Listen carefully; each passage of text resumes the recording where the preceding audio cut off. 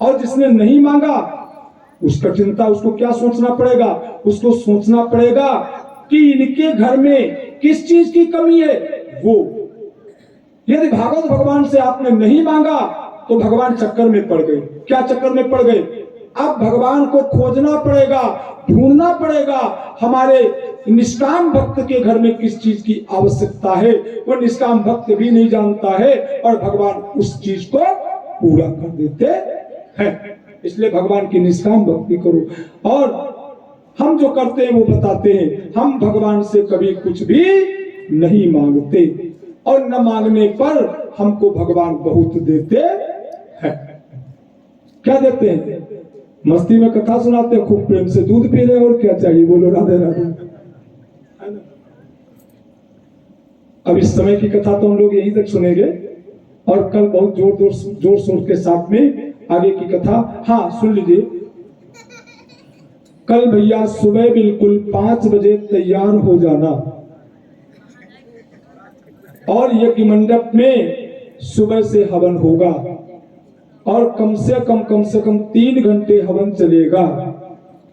तो 3 घंटे ये देर कर देंगे तो आपको भूख प्यास लगने लगेगी। वैसे देर नहीं, आप तैयार होकर के आइए।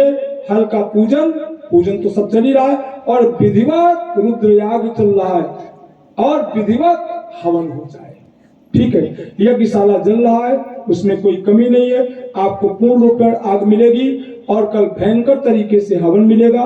और जो लोग, वैसे तो यजमान लोग हवन कर ही रहे हैं और यजमान के साथ में जो लोग चाहे वो, ये यज्ञ चल रहा है। मूर्तियों की मंदिर में प्राण प्रतिष्ठा का कार्य संपन्न हो चुका है और कल से मंदिर में आप लोग इन मूर्तियों का पूजन करें। सब लोग पूजन मंदिर में करें। कल से पूजन, वैसे तो पूजन तो चालू हो गया है लेकिन आज इसलिए बंद किया गया है दर्शन पूजन, क्योंकि अभी उन मूर्तियों को स्थापित किया। जय हो। कहाँ थे आप?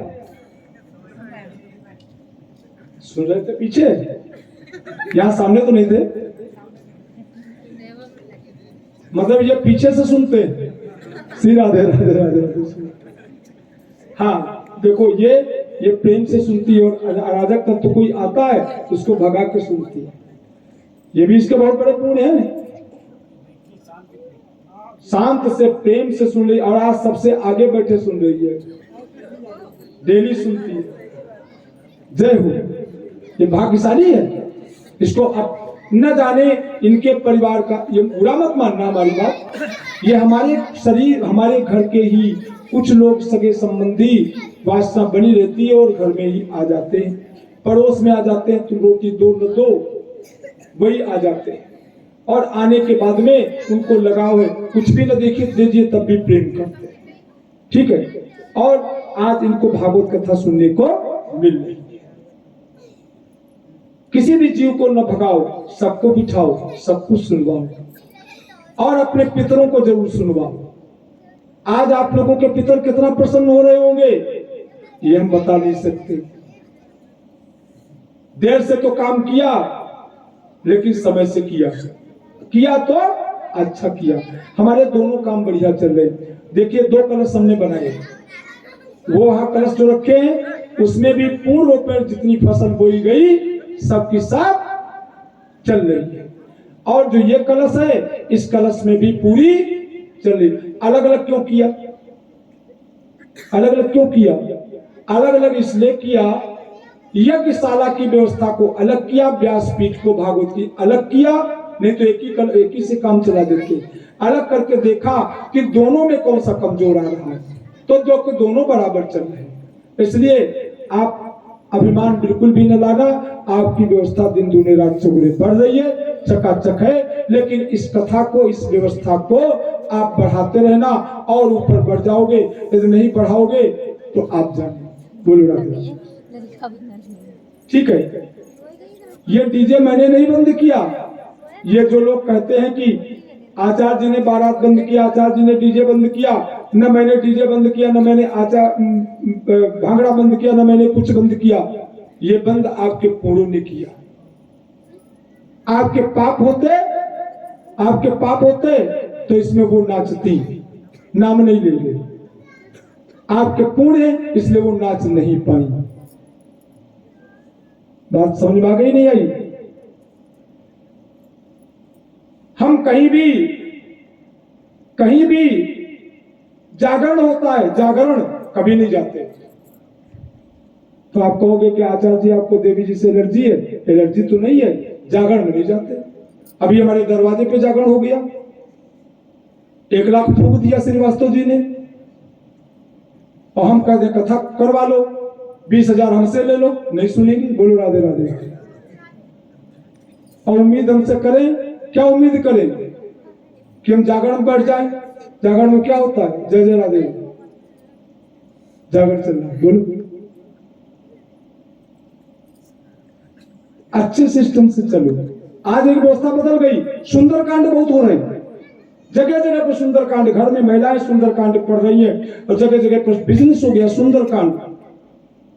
और सुंदरकांड में सच पूछो, अभी पूछ लिया जाए, सुंदरकांड पढ़ती खूब हो और सुना जो करा रहे 20-20, 21-21, 51-51 हजार रुपया ले रहे, उनसे पूछो इसमें है क्या?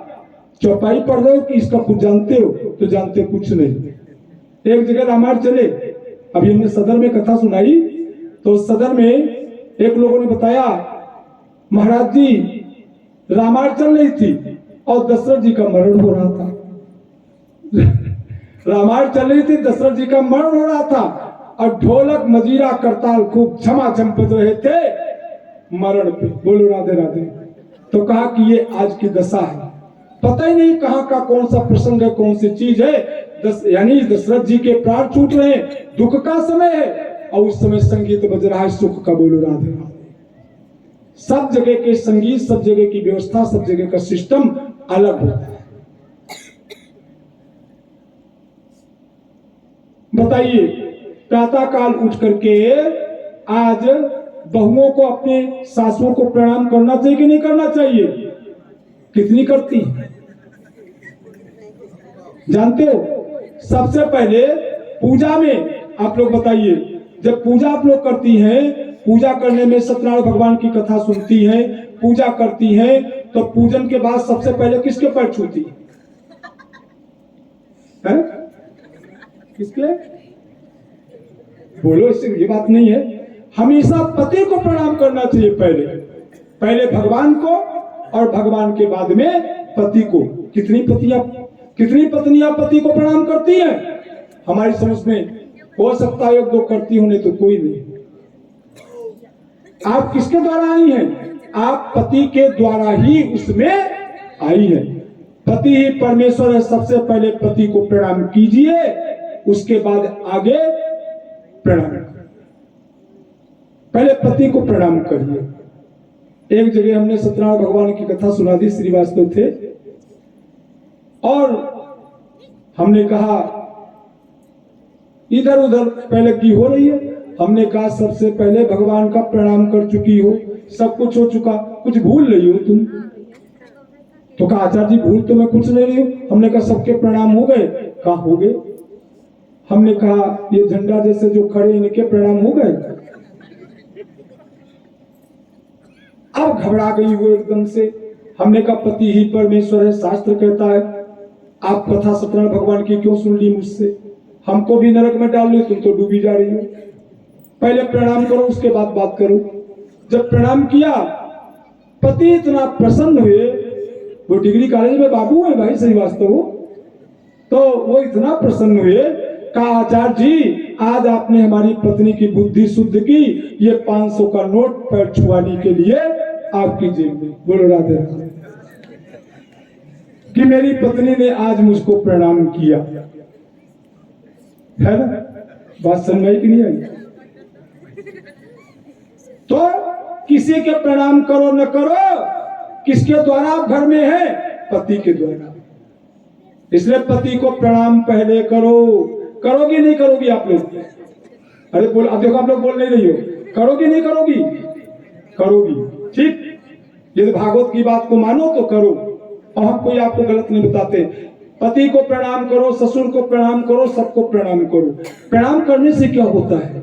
प्रणाम करने से होता है अभिवादन शीलस्य नित्यं वृद्धोपि सेविनः चत्वारि तस्य वर्धन्ते आयुर्विद्या यशो बलम। अभिवादन शीलस्य नित्यम, अभिवादन शीलस्य नित्यम नहीं। अब देखिए इसमें भी अंतर है। अभिवादन शीलस्य नित्यम वृद्धोपि सेविनः चत्वारि तस्य वर्धन्ते आयुर्विद्या यशो बलम। कितने टुकड़े किए? 4 टुकड़े किए। ये कौन सा छंद है? अनुष्टुप छंद। कौन सा छंद है? अनुष्टुप छंद। कितने पर रुका जाता है? 8 अक्षर पे रुका जाता है। अभिवादन से, और 8 में जो कटे अक्षर होते, माने कटे माने आधे अक्षर होते, वो नहीं गिने जाते पूरे।